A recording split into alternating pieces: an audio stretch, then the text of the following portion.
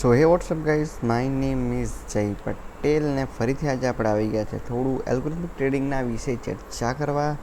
And આજે આપણે વાત કરીશું થોડું રિસ્ક મેનેજમેન્ટ વિશે. બિકોઝ રિસ્ક મેનેજમેન્ટ જરૂરી છે. બિકોઝ એલ્ગો તો કોઈ બી ચાલશે નહીં ચાલશે, ગમે તે થશે, પણ જો એલ્ગોની અંદર રિસ્ક મેનેજમેન્ટ નહીં હશે ને તો આપણામાં એલ્ગોની અંદર કંઈ ફરક નથી. બિકોઝ આપણાથી એન્ડ ટાઈમ પર એક્ઝિટ યા એન્ડ ટાઈમ પર એન્ટ્રી જ નહીં થતી મળે. એ જ આપણું મેઇન પ્રોબ્લેમ છે. જ્યારે એનું જ સોલ્યુશન લાવવા માટે આપણે એલ્ગો ક્રિએટ કર્યું કે જે ઓટોમેટિક બાય બી કરી લઈ ને એના હિસાબે ઓટોમેટિક સેલ બી કરી દઈ અકોર્ડિંગ ટુ એસએલના ટાર્ગેટ. ઓકે, પણ આપણે એવું માઇન્ડસેટ છે ને કે આપણે જેનાથી મદદથી આપણે એક્ઝિટ નહીં મારી શકીએ કે ભાઈ હા નહીં કદાચ ઉપર જઈ શકે, કદાચ ઉપર જઈ શકે, ને એના ચક્કરમાં આપણે લોસ ખાઈ જઈએ. સો એના માટે રિસ્ક મેનેજમેન્ટ ખૂબ જ જરૂરી છે. અને એને જ માટે આપણે એક સોલ્યુશન લાવેલા છે જે મેં લગભગ આજથી 2 મહિના પહેલાં મેં થોડું એનાલિસિસ કર્યું હતું. ઓકે, તમે જઈ શકો મારા ગિટહબની અંદર, જેની અંદર ટ્રેડિંગની અંદર એન્ડ આઈએમપીની અંદર જાઓ અને એક રિપોઝિટરી તમને જોવા મળશે રિસ્ક મેનેજમેન્ટ V1ની અંદર બી છે, પણ V2ની અંદર થોડું મેં કોડ ઓપ્ટિમાઇઝ કરવાની ટ્રાય કરેલી છે. તમે જોઈ શકો છો કે 4 મહિના પહેલાંની વાત છે. 4 મહિના પહેલાંની વાત. 4 મહિના પહેલાંથી મેં આવું થોડું સોચેલું છે. એવું નથી કે મેં આજે સોચ્યું, મેં ઓલરેડી કામ કરી ચૂકેલો છે દરેક વસ્તુ પર. ઓકે, સો આજે એના વિશે જ થોડી વાત કરીશું બિકોઝ એ ઇમ્પોર્ટન્ટ ટૉપિક છે. સો આ બેઠું મેં હું કોપી કરીને અહીંયા મેં લઈ લીધું છે. તમે જોઈ શકો છો આપણો કોડ છે સિમ્પલ. આપણે જુપાઇટર નોટબુકની અંદર આપણે એને એક્સેસ કરતા છે. આ કોડની અંદર હાલ પૂરતું કોઈ જરૂર નથી, તો આપણે એને કમેન્ટમાંથી કાઢી દઈએ, થોડું ક્લિયર કરી દઈએ. અને આ છે આપણો કોડ અને સિમ્પલ આપણે એને રન કરીએ. તમે જોઈ શકો છો ને, તો આ કોડ શું કરે મેં તમને સમજાવી દઉં પહેલાં કે આ શું કરશે કે આપણે તમે જોઈ શકો કેપિટલ આપણે 5,000ની જગ્યા પર 10,000 લઈ લઈએ. ઓકે, 10,000 પર લઈ લઈએ. 10,000 સોરી આપણે 10,000 એક દિવસની અંદર 3 ટ્રેડ આપણે રાખીશું કે એક દિવસની અંદર 3 ટ્રેડ લઈશું. મેક્સિમમ લોસ 0.2 યાની કે 20% અને મિનિમમ પ્રોફિટ 0.3%. ઓકે, અને ચાર્જ આપણે ₹50 હરેક ટ્રેડની અંદર કાપીશું. સો આપણે આ શું કરશે કે આ મલ્ટિપલ ટાઈમ લૂપ ફરિયાદ કરશે જ્યાં સુધી આપણું કેપિટલ 0 ક્યાં તો ₹1,00,000 નહીં થાય ને ત્યાં સુધી. એટલે કે એ શું કરશે કે લૂપ ફરિયાદ કરશે જ્યાં સુધી આપણું કેપિટલ 0 ક્યાં તો 1,00,000ની અંદર નહીં થાય. તે પરથી આપણને ખબર પડશે કે આપણું આ રીતનું આપણું જે બી સ્ટોપ લોસ ટાર્ગેટ યા મિનિમમ લોસ યા મેક્સિમમ પ્રોફિટ યા મેક્સિમમ લોસ યા મિનિમમ પ્રોફિટ આપણું સુટેબલ છે કે નહીં મળે આપણા ટ્રેડિંગ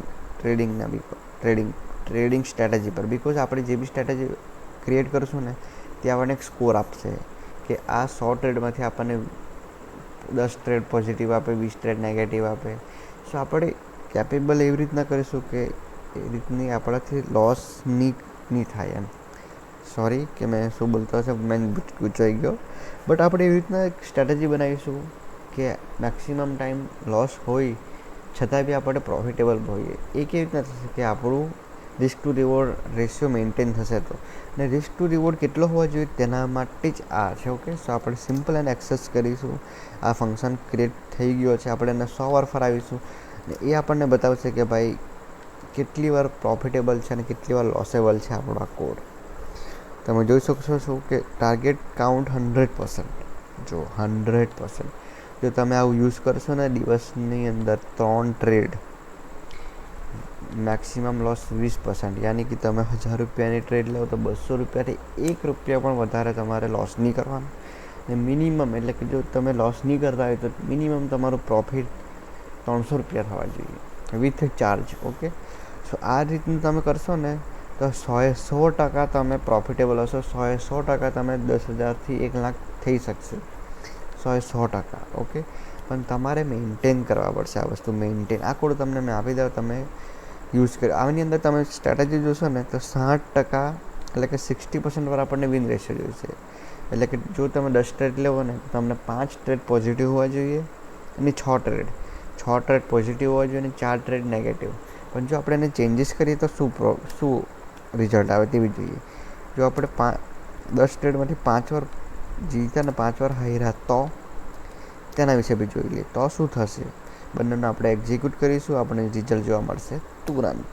ઓકે, બિકોઝ આનાથી આપણને ખબર પડશે કે શું આપણું જે બી આપણી સ્ટ્રેટેજી છે તે યોગ્ય છે કે નહીં તે. ઓકે, અને કેટલું મિનિમમ પ્રોફિટ ને કેટલું મેક્સિમમ લોસ થવા જોઈએ, તો જ આપણને ખબર પડશે અને તો જ આપણે પ્રોફિટેબલ બી બનશું. બિકોઝ આ જ બધી વસ્તુઓ છે ને તે જોવાની છે આપણે.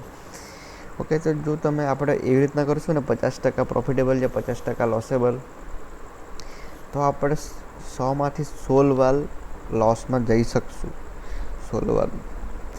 ઓકે, ને આપણું એક્યુરેસી 64% છે, જે ગુડ ઇઝ હે. બટ આપણે શા માટે 100% ટ્રાય કરવાની ટ્રાય કરીશું? એટલે કે આપણે એવી સ્ટ્રેટેજી સિલેક્ટ કરીશું કે જે 10 ટ્રેડમાંથી 7 એટલે કે 10 ટ્રેડમાંથી 6 ટ્રેડ પોઝિટિવ આપતી હોય.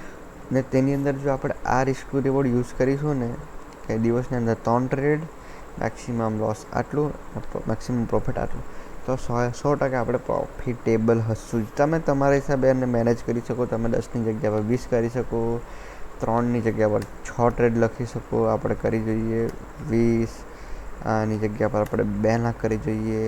મેક્સિમમ લોસ આપણું 5%, 5 તો ઘણું થઈ ગયું, 3%, 30% એન્ડ મિનિમમ પ્રોફિટ આપણું 50%. તો આપણે શું થાય તે જોઈએ અને રિઝલ્ટ શું આવે ત્યાં બી આપણે એકવાર ચેક કરવી જોઈએ. અને જો આપણે તમે જોઈ શકો તો લોસ એક જ વાર થશે, એક જ વાર. તે બી એવી કોઈ કન્ડિશન આવી ગઈ કે આપણે લગાતાર 10 દિવસ હાર્યા જ કર્યું, તો કદાચ આપણે એનું લોસ કરી ચૂકશું આપણા કેપિટલનું. 0 રૂપિયા થઈ જશે, 0 રૂપિયા.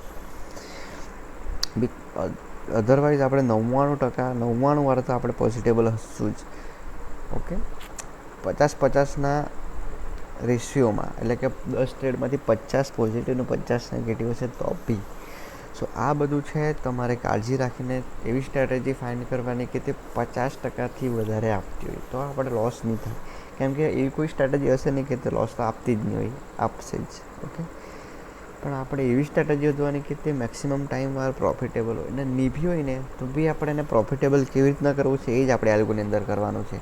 તો આ બધી વસ્તુ છે તમે જોઈ શકશો અને તમે કોડનો એક્સેસ કરી શકો. એન્ડ આપણે હવે કાલથી નેક્સ્ટ વિડીયોની અંદર થોડું સ્ટ્રેટેજી પર જઈશું કે જેની અંદર આપણે સૌપ્રથમ આપણે સ્ટ્રેટેજી બનાવીશું. તેનું આપણને સ્ટેટિસ્ટિક મળશે કે તે કેટલી પોઝિટિવ ટ્રેડ આપે, કેટલી નેગેટિવ ટ્રેડ આપે. અને તેનો યુઝ કરીને આપણે અહીંયાનું આપણે મેપિંગ કરીશું આપણું એ કેટલીક ટ્રેડ આપે ને કેટલીક પોઝિટિવ ને કેટલીક નેગેટિવ, અને ચેક કરીશું કે આપણે કદાચ આ સ્ટ્રેટેજી યુઝ કરવા જેવી છે કે નહીં મળે. ઓકે, જો સ્ટ્રેટેજી યુઝ કરવા જેવી હશે તો આપણે સિમ્પલ એને યુઝ કરીશું લાઈવ ટ્રેડિંગની અંદર. અધરવાઇઝ નેક્સ્ટ સ્ટ્રેટેજી શોધવાનું કામ આપણે કાલથી કરીશું. યુટ્યુબ પર સર્ચ કરીશું, થોડું મેન્યુઅલી આપણે જાતે બી ટ્રાય કરીશું. સિમ્પલ RSI, EMA દરેક પ્રકારની સ્ટ્રેટેજી આપણે યુઝ કરીશું. બિકોઝ આપણે એવી રીતના ડાયનેમિકલી ક્રિએટ કરી શકીએ ને છે ને કે આપણે 10 બી અકાઉન્ટ બનાવીને અલગ અલગ સ્ટ્રેટેજી બી યુઝ કરી શકીશું. ઓકે, સો આપણે મળીએ નેક્સ્ટ વિડીયોની અંદર. ત્યાં સુધી બાય. અને નેક્સ્ટ વિડીયોની અંદર પાક્કું ધ્યાન રાખજો, આપણે સ્ટ્રેટેજી વિશે જોવાના છે. તમને પર કોઈ આઈડિયા હોય તો મને કોમેન્ટમાં બી જરૂર કહેજો. આપણે મળીશું નેક્સ્ટ વિડીયોની અંદર, ત્યાં આપણે વાત કરીશું સ્ટ્રેટેજી પર. ત્યાં સુધી બાય બાય.